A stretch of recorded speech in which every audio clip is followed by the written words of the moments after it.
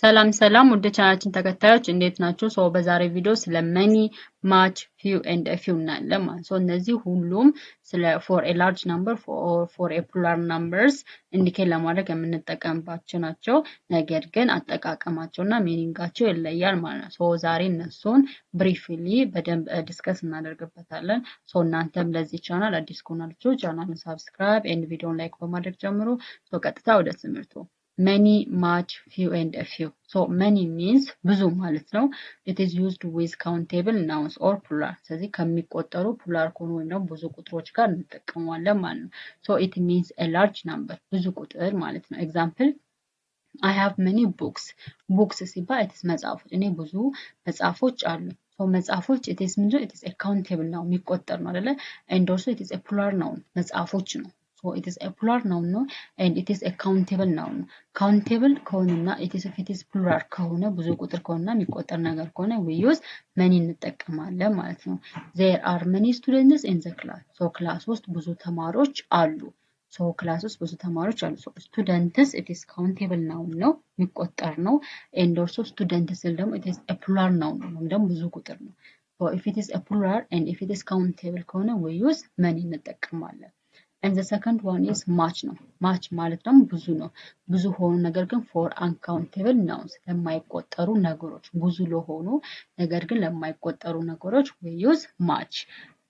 So much used with uncountable nouns ለማይቆጠሩ ነገሮች እንጠቀመው and also it means a large amount ብዙ ማለት ነው። large amount or ደግሞ ብዙ ማለት ነው። Example I don't have much money. እኔ ብዙ ገንዘብ የለኝም። ሶ መኒ ሲባል we can't count it ገንዘብ ሲባል መቁጠር አንችልም።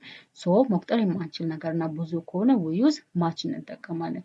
she drinks much water እሷ ብዙ ውሃ ጠጣች። እሷ ብዙ ውሃ ጠጣች። she drinks much water እሷ ብዙ ውሃ ጠጣች። ስለዚህ ውሃ የሚባለው ነገር it is we can't count it አንድ ሁለት ሶስት እያለን በቁጥር መቁጠር አንችልም። ነገር ግን በማች መግለጽ እንችላለን ማለት ነው። ሶ ሶስተኛው few ነው። few ደግሞ used with countable nouns or plural means almost none. few ማለት almost ባዶ እንደማለት ነው። almost ባዶ ወይም ደግሞ ኔጌቲቭ አይዲያ ነው። የለም እንደማለት ነው። ለካውንቴብል ናውንስ እንጠቀም for countable nouns and for plural nouns. ካውንተብል ሆነው ለብዙ ቁጥር ወይም ደግሞ ለፕሉራል ናውን እንጠቀሙ but it means almost none ወይም ደግሞ almost ባዶ ነው ማለት ነው። ባዶ ነው ማለት ነው። it is a negative idea. example ለምሳሌ እዚህ ጋር few students passed the exam. almost ስለዚህ ጥቂት ወይም ደግሞ በጣም ጥቂት ተማሪዎች ፈተናውን አልፈዋል። በጣም ጥቂት ተማሪዎች ለምሳሌ ከመቶ ተማሪዎች በጣም ጥቂት ተማሪዎች ፈተናውን አልፈዋል ከተባለ ወይም 10 ተማሪዎች ከመቶ ተማሪዎች 10 ተማሪዎቹ ፈተና አልፈዋል ከተባለ almost ብዙዎቹ አላለፉም ማለት ነው። ስለዚህ almost አላለፉም ብለን መግለጽ እንችላለን። almost አላለፉም ብለን መግለጽ እንችላለን። ስለዚህ few ማለት almost none few ማለት almost none ማለት ነው። ስለዚህ I have few friends ስንል እኔ በጣም ጥቂት ጓደኞች አሉኝ። so almost ምንም ጓደኞች የሉኝም ማለት ይቻላል ማለት ስለዚህ few ማለት for countable noun ሆኖ it's almost none ወይም ደግሞ almost ባዶ ለሆነ ነገር ነው የምንጠቀመው ማለት ነው።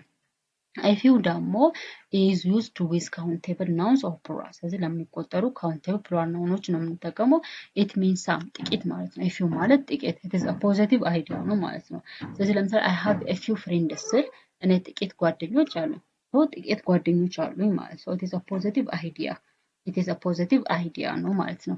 A few students understood the lesson. A few students understood the lesson. ስለዚህ ጥቂት ተማሪዎች ለሰኑ ወይም ደግሞ ትምህርቱን ተረድተውታል። ጥቂት ተማሪዎች ለሰኑ ተረድተውታል። ስለዚህ ቢያንስ ጥቂት ተማሪዎች ተረድተውታል ማለት ነው።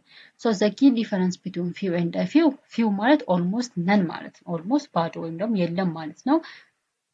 A few ማለት ደግሞ some ወይም ደግሞ ጥቂት ማለት ነው። So this is all about a few and many and much ነው ማለት ነው። ሶ በቀጣዩ ስለ multiple choice questions ቢያንስ አንድ 30 የሚሆኑ ጥያቄዎች እንሰራለን። ስለዚህ እስከዛ ድረስ ስለ few እና few many and much በደንብ ለይታችሁ በደንብ ተረዱት። ሶ many ማለት for countable for large number ነው የምንጠቀመው። much ማለት ደግሞ for uncountable and large number ነው የምንጠቀመው። few ማለት ግን ለcountable nouns ወይም with a plural nouns እንጠቀምና ግን almost ምን ማለት ወይም ደግሞ ምንም የለም ማለት ነው። a few ማለት ደግሞ it is some ወይም ደግሞ ጥቂት ማለት ነው። it is also used for countable nouns it is a plural form ነው የምንጠቀመው ማለት ነው።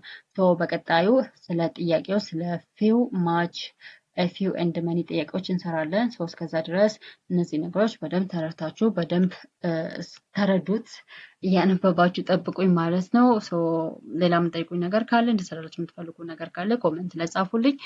መልካም ጊዜ ባይ